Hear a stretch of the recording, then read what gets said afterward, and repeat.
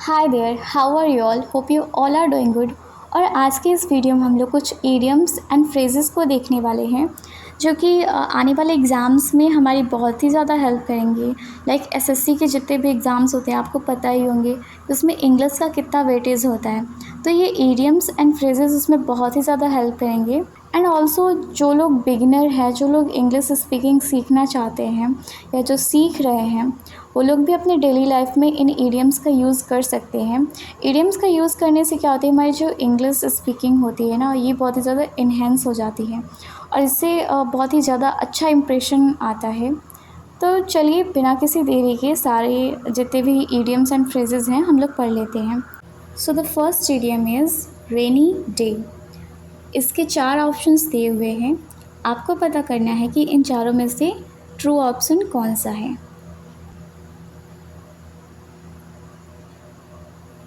चलिए मैं बताती हूँ।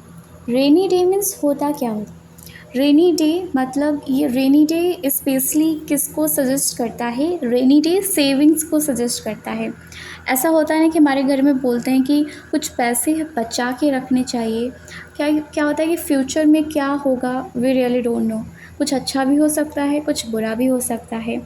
तो अनएक्सपेक्टेड चैलेंजेस के लिए हमको कुछ पैसे बचा के रखने चाहिए। और rainy day specially financially need को ही रेफ़र करता है। मतलब कि फ्यूचर में जो भी कुछ भी इमरजेंसी आ सकता है, कोई भी परिस्थिति हो सकती है, तो प्रेजेंट में हमको कुछ सेविंग्स करने होते हैं फ्यूचर के लिए। तो रेनी डे का इसमें सही ऑप्शन क्या हो जाएगा? Future time of need specially financial need. Okay, next idiom है पैन इंडिया। इसके भी 4 ऑप्शंस दिए हुए हैं। इसके राइट ऑप्शन क्या होंगे आप बताइए। चलिए मैं बताती हूँ। पैन इंडिया मीन्स होता है यूनिवर्सल। मीन्स कि जो भी चीज़ें हैं वो इंडिया के सारे पार्ट्स में अवेलेबल हो, एप्लीकेबल हो। पैन इंडिया का मीन्स होता है यूनिवर्सल, जो कि हर पूरे इंडिया में मौजूद हो। ओके, नेक्स्ट इडियम है मैन ऑफ पार्ट्स। इसके 4 ऑप्शन हैं। इन चारों में से कौन सा ट्रू ऑप्शन है आप बताइए। Okay, man of parts means होता है कोई ऐसा व्यक्ति जो बहुत ही ज़्यादा टैलेंटेड हो। टैलेंटेड इन द सेंस कि उसके अंदर बहुत सारी स्किल्स हो सकती हैं। लाइक उसको सिंगिंग आता हो, डांसिंग आता हो, वो स्पोर्ट्स में आगे हो, मतलब कि वो अलग अलग फील्ड्स में स्किल्ड हो। तो यहाँ पे मैन ऑफ पार्ट्स का राइट ऑप्शन क्या हो जाएगा? टैलेंटेड। नेक्स्ट इडियम है नेक एंड क्रॉप। इस इडियम का क्या राइट ऑप्शन होगा आप बताइए।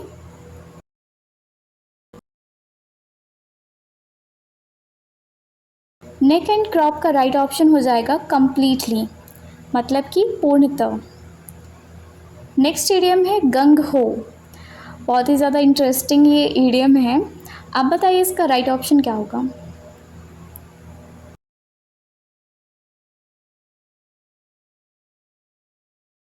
So the right option is extremely excited. किसी चीज़ के लिए बहुत ही ज़्यादा एक्साइटेड होना। ओके, जैसे कि आप कोई नई चीज़ जब करने जा रहे होते हैं तो आपके अंदर कितना इंथुजियाज्म होता है कि हाँ मैं ये करने वाला हूँ, मतलब कि आप बहुत ही ज़्यादा एक्साइटेड होते हैं। तो गंगहू मीन्स होता है एक्सट्रीमली एक्साइटेड। नेक्स्ट इडियम है थ्रू थिक एंड थीन।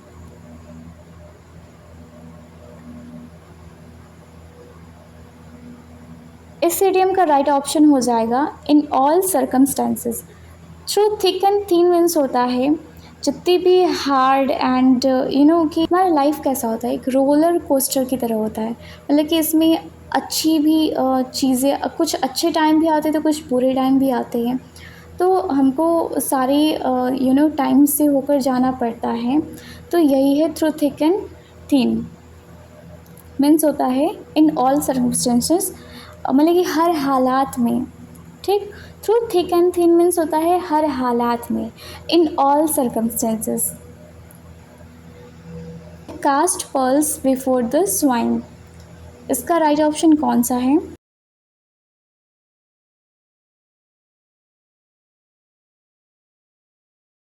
तो इसका राइट ऑप्शन हो जाएगा right thing in a wrong hand. Cast pearls before the swine means होता है कोई अच्छी चीज़ किसी मतलब कि गलत हाथों में होना। ठीक। नेक्स्ट इडियम है अ ब्लैक सीप।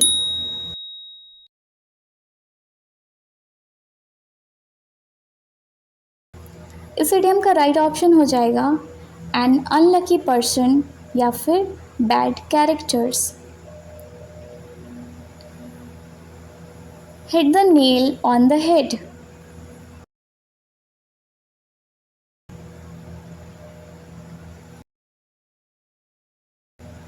डू और से द एग्जैक्ट थिंग।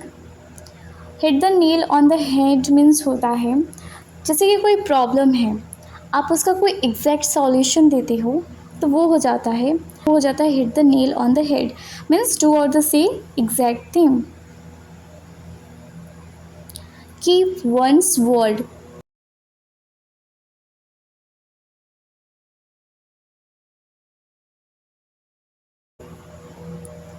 इस इडियम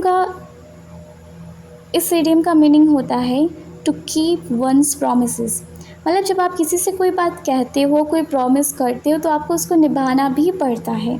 तो इस इडियम का मतलब यही होता है to keep one's promises. Okay. Next idiom है 40 wings.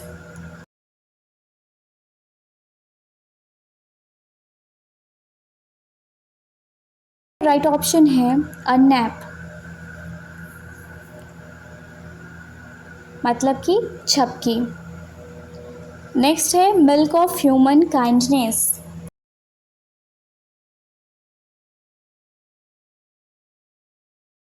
It means good feelings towards others, मतलब कि दूसरों के लिए अच्छी फीलिंग रखना। Bare faced lawyers.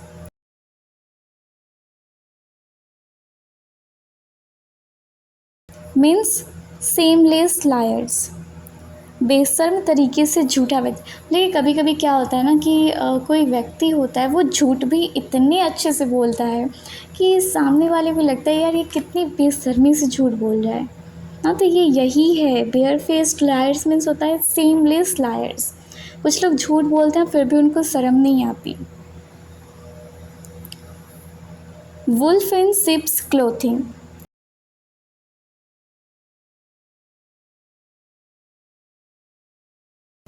इस इडियम का मीनिंग क्या होता है, मतलब कि कोई व्यक्ति है वो सामने से तो कुछ और दिखा रहा है पर अंदर से कुछ और होता है।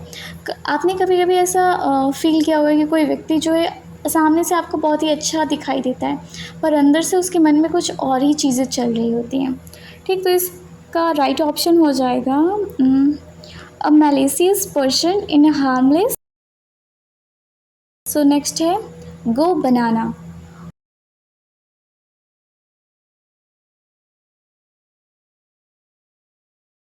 गो बनाना मीन्स होता है बिकम वेरी एंग्री या फिर act crazy. Man of word.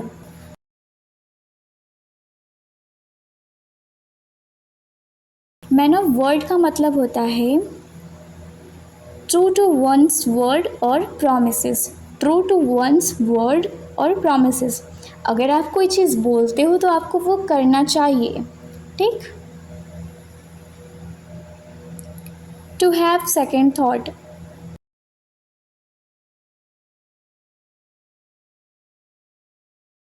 It means to change your opinion after thinking about something again. Hand in glove.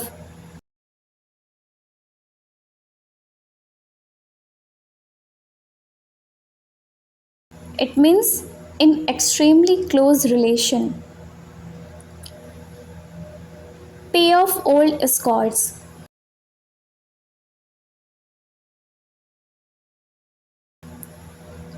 It means take revenge. किसी से बदला लेना. At one's finger ends.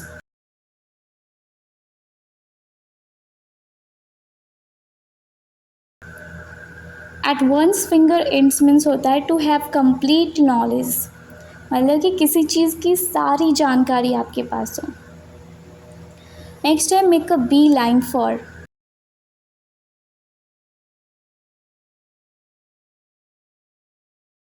It means to go directly towards something, किसी चीज़ की ओर सीधा जाना। Tight corner.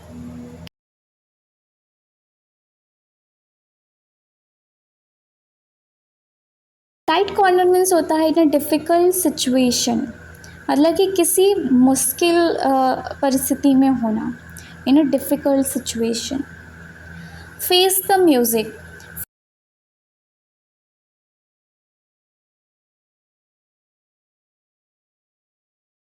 Face the music means होता है अगर आपने कुछ गलत किया है तो आपको मुसीबतों का सामना करना पड़ेगा। You have to accept punishment for something you have done. Okay.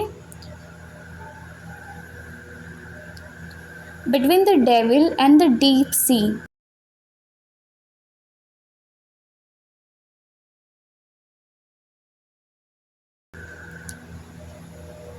It means between two difficult situations. ऐसा आपने एक प्रोवर्ब है हिंदी में कि आगे कुआं पीछे खाई।